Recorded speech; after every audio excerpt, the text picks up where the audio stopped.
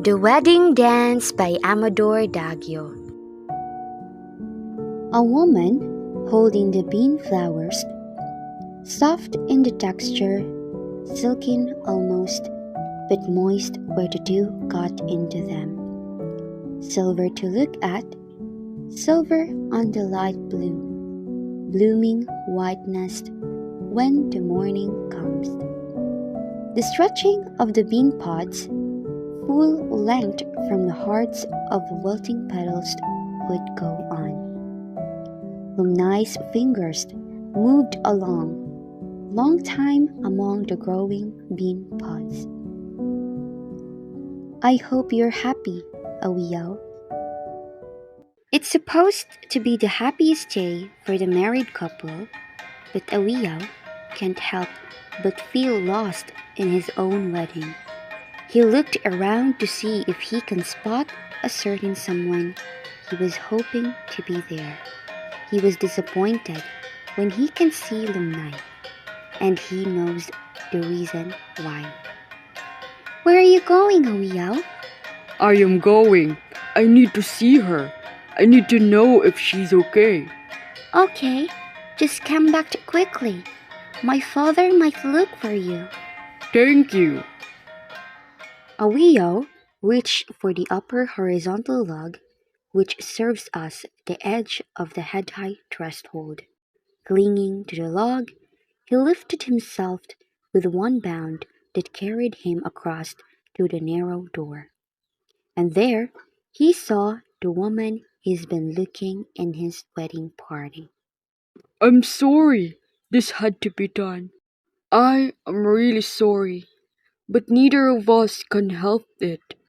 Why don't you go out and join the dancing woman? You should join the dancers as if nothing had happened. Go out and dance. If you really don't hate me for this separation, go out and dance. One of the men will see you dance well. He will like your dancing. He will marry you. Who knows but that, with him, you will be the luckier than you were with me. I don't want any man. I don't want any other man. You know very well that I won't want any other woman either. You know that, don't you? Lumnai, you know it, don't you?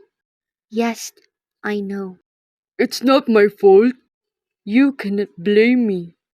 I have been a good husband to you. Neither can you blame me.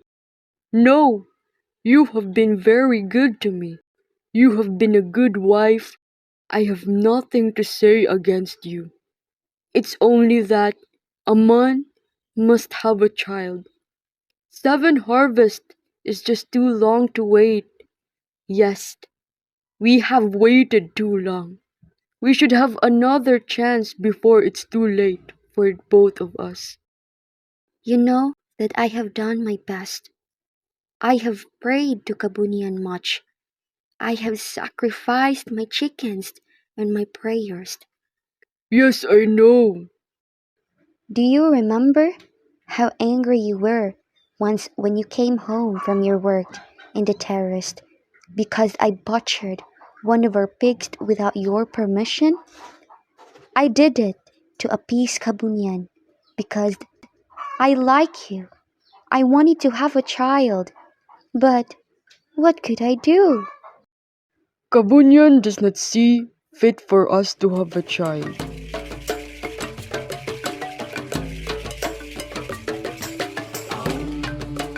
It's been too long now, Owiao. Don't you think you need to find another woman to bear you a child? No, please give us another year. I promised. We will make it this time. I'm very sorry, but I already give you 7 years, Owiao. You know it for yourself. But I love Lumnai. I can't leave her just like that. I promised her I will love her till the last day of my life. You know you need to do this, Awiao. Don't you want your name to live on in our tribe? I don't know. Think about it, Awio. You know it's for the better of you and Lumnai. While Awiao is on his way home, he heard the giggles of women talking about him and Lumnai, without them knowing that he heard all what they say. I heard a chieftain summoned Awiao. Poor Awiao. But I'm actually not surprised. Imagine, 7 years and you still have no child. You bet. Maybe the story about Lumnai being barred and bad luck is true. Or maybe Awia was not good enough. I don't know. But look at me and my husband. We've been married for 5 years, and yet this is our fourth child. But, in all seriousness, Awia should consider the chieftain offer. He should marry another woman. Who knows? He might get his luck. I came home because I did not find you among the dancers. Of course, I am not forcing you to come if you don't want to join my wedding ceremony.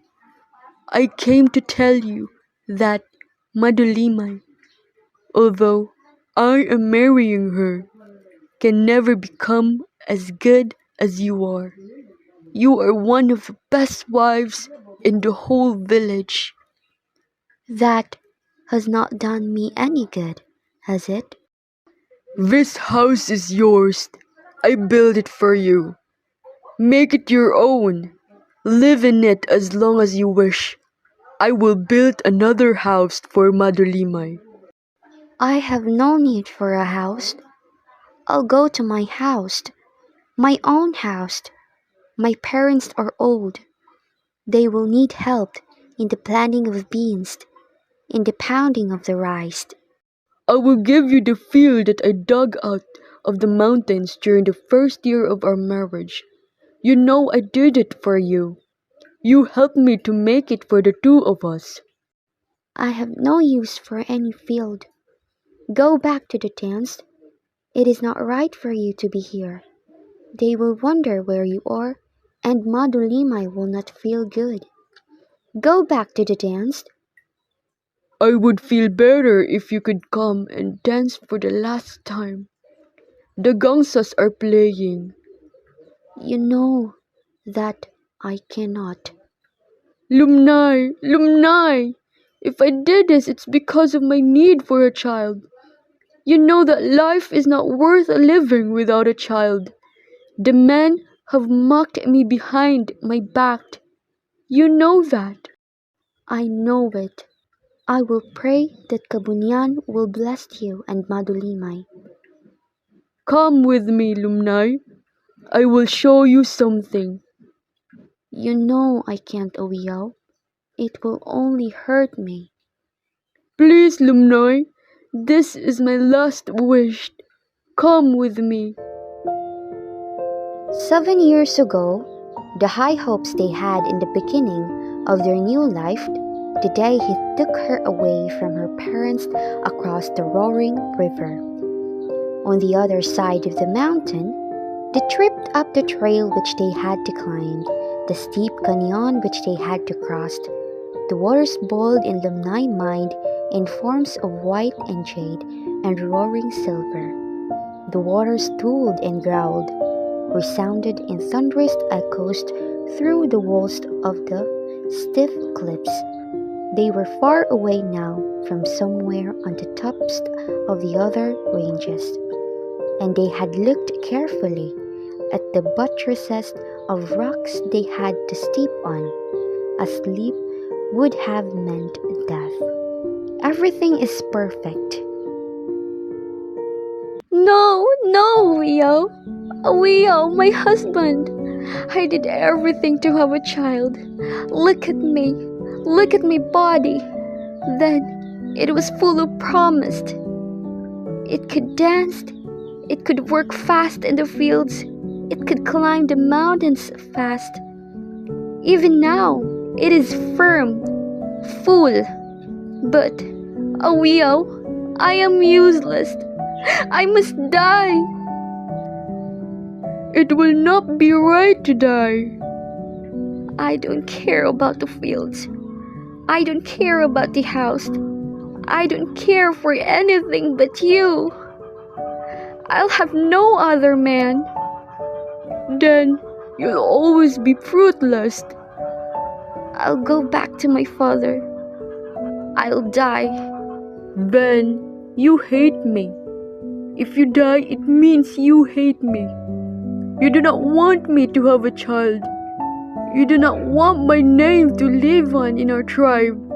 If I do not try a second time, it means I'll die. Nobody will get the fields I have carved out of the mountains. Nobody will come after me. If you fail the second time, no, I don't want you to fail. If I fail, I'll come back to you. Then both of us will die together. Both of us will vanish from the life of our tribe. I'll keep my beads. Awiyaw, let me keep my beads. You will keep the beads. They come from far off times. My grandmother said they come from up north, from the slant-eyed people across the sea. You keep them, Lumnay. They are worth 20 fields. I'll keep them because they stand for the love you have for me. I love you and have nothing to give. Awiyaw! Awiyaw! Oh, Awiyaw! They are looking for you at the dance. I'm not in hurry. The elders will scold you. You had better go. Not until you tell me that it is all right with you. It is all right with me. I do this for the sake of the tribe. I know. Goodbye, Lumnay. Awiyaw! Awiyaw, it's hard. I know, and I'm sorry for that, Lumnay. The mountain clearing was cold in the freezing moonlight. The wind began to stir the leaves of the bean plants. Lumnay looked for a big rock on which to sit down. Are you okay, Inay? You've been staring at the bean for a while now. Yes, I just remembered someone. It must be someone important to you, Inay. Perhaps? Is it Itay? What do you think so? The way you look at the bean, Inay, you look sad. Darling, I'm fine, I promise. And I have you, don't I? But you're not happy, Inay. Who says I'm not? Look at me, Liwai. Love doesn't have to be perfect. It just has to be true. And I'm happy as long as I have you. Love grows by giving.